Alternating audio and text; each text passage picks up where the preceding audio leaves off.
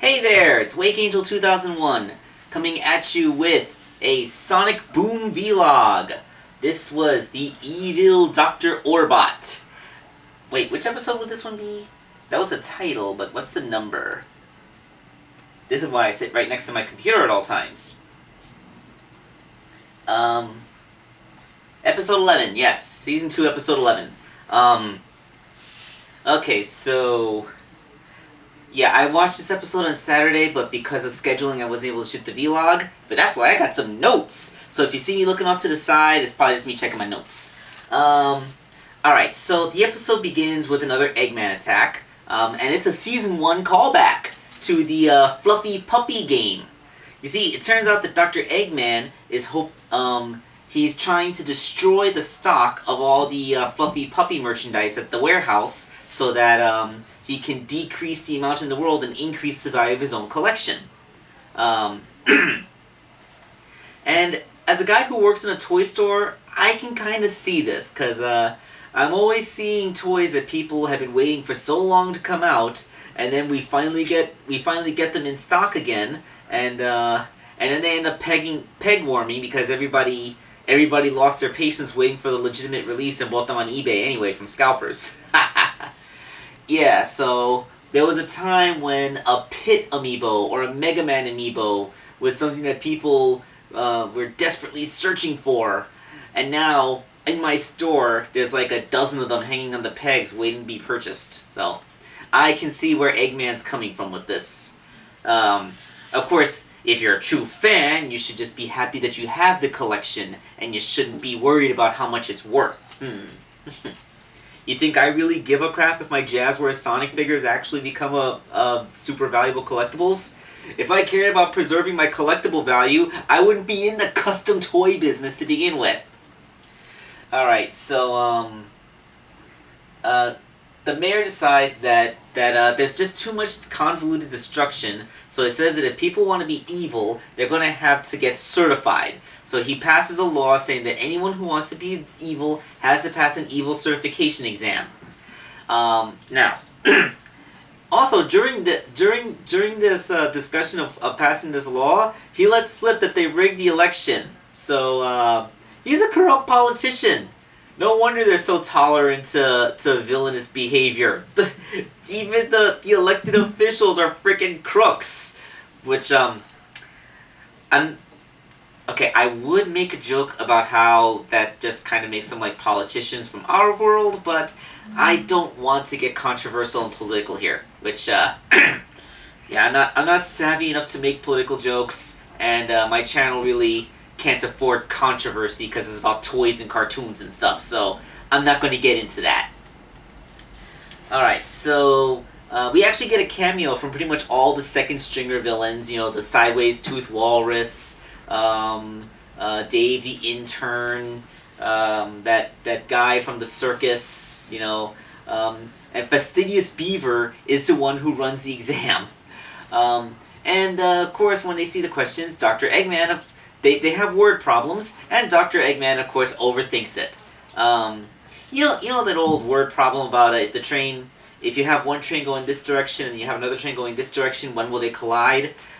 It's actually just a really complicated way to say, oh hey, you have object A moving at this speed and object B moving at this speed. Where's the intersection point? It's just you gotta multiply the speed by the distance and you get the time. That's simple.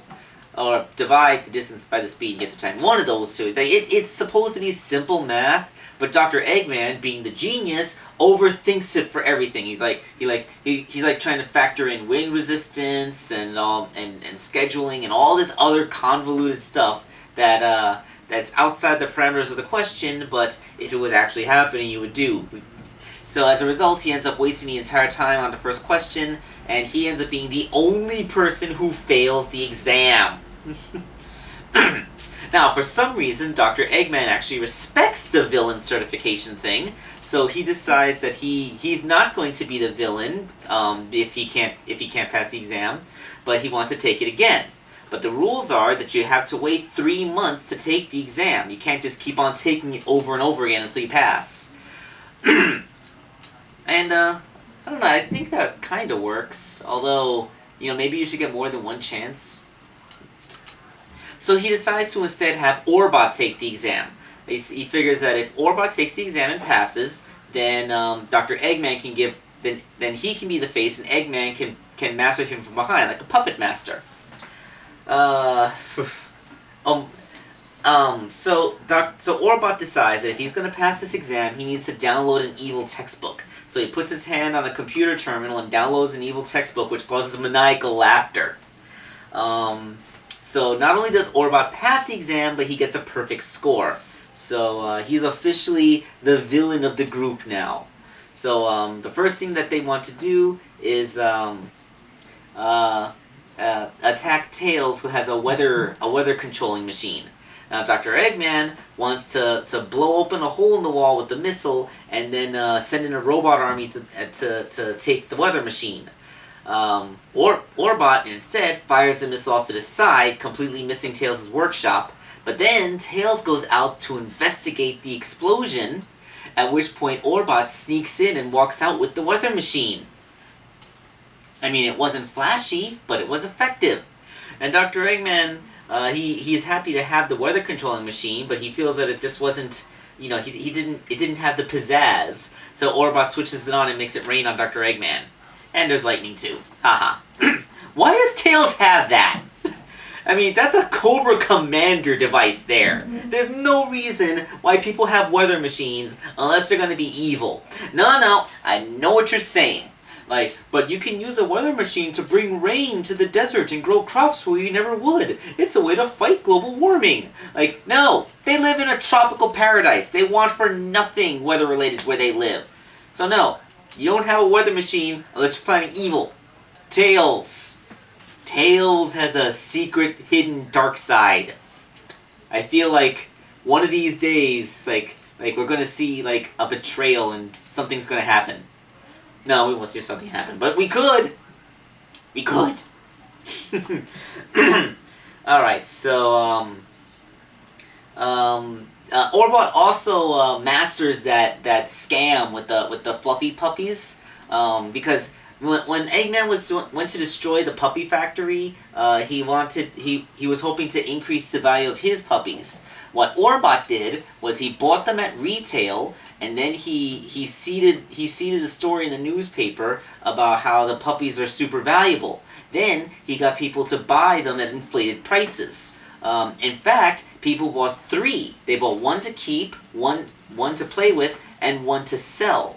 So he was able to make a profit from all the figures that got sold, because he bought them for he bought them for $500. He said that I forget the numbers because, like I said, I saw this episode 2 days ago. But just believe me, he found a way to make a huge profit selling the fluffy puppies, and with and he got everything. He got all the money for the collection. He got he got the warehouse emptied out so that there's no more market saturation, and he also got to scam a bunch of people. Oh, speaking of scams, that the circus guy sold Dr. Eggman 2 pencils for $20 each. Throwaway line. That's highway robbery, and you're not certified for that yet. It's a funny line. Alright, so it turns out that Orbot is actually proving himself to be a more effective villain than Dr. Eggman ever was. So he's when Sonic and Amy are having a picnic, a romantic picnic? Is this official Sonic Amy stuff? Maybe. I mean, it's already pretty much established canon that the two of them like each other. They're just kind of too shy to say it. They're probably afraid of ruining the friendship that they already have. But yeah, is this a date? Was Sonic and Amy having an actual date? Who knows? So Orbot uses the weather machine they stole from Tails to make it rain on the picnic.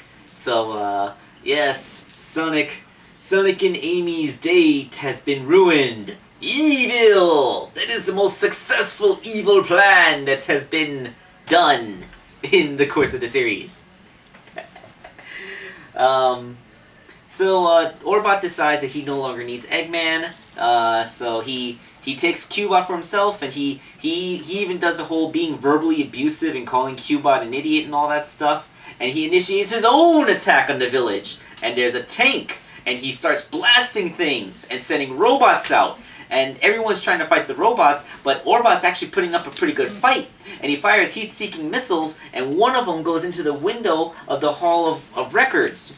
This blows up all the certifications, turning them all into char. So the mayor, no longer having evidence of the certifications, says that he has no choice but to nullify the law that they passed for those certifications.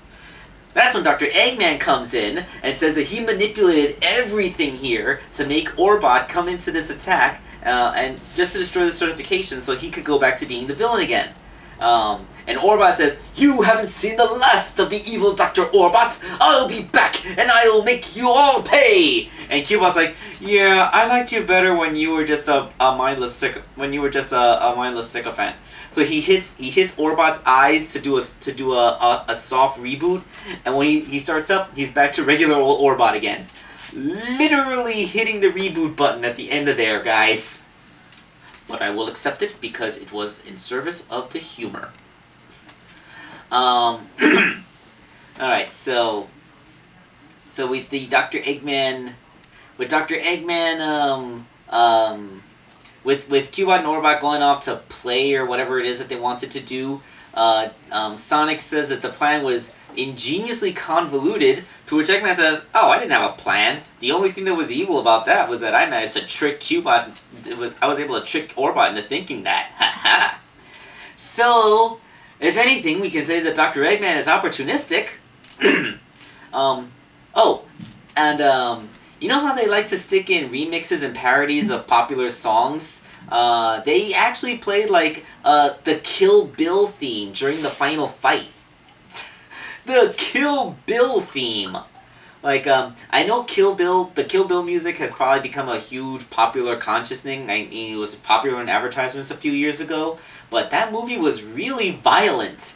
And it came out in, like, 2003 or 2004, so, yeah, that's definitely something to throw a bone at older fans. So they're always doing that's your mark of your good kids cartoon. Like you throw in those references to stuff that older fans would be the ones to get.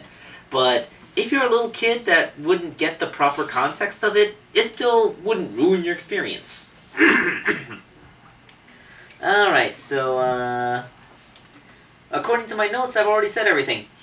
Yeah, I just wanted to mention one more time that with the mayor confessing that his organization is pretty much entirely crooked, it totally explains why evil is apparently a perfectly viable career path in this world. I guess that's just part of the absurdist humor that is the Sonic Boom continuity. Alright, so this episode, I don't really know how to rank this episode. Like, there's nothing really bad.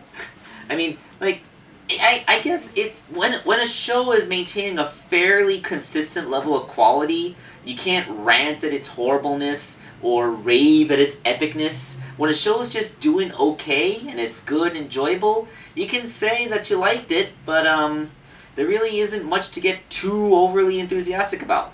I do like how they flip things around, like having the minion become a more effective villain than the true villain could ever hope to be, and having messing around with the absurdity of this world full of people that want to be heroes and people that want to be villains by outright saying the legal authorities are themselves crooks. So yeah, there is a little bit of commentary in there. It's all good. Got some commentary, got some fun, got some role reversal. It's all good stuff. Alright, so before I ramble anymore, let's end this vlog.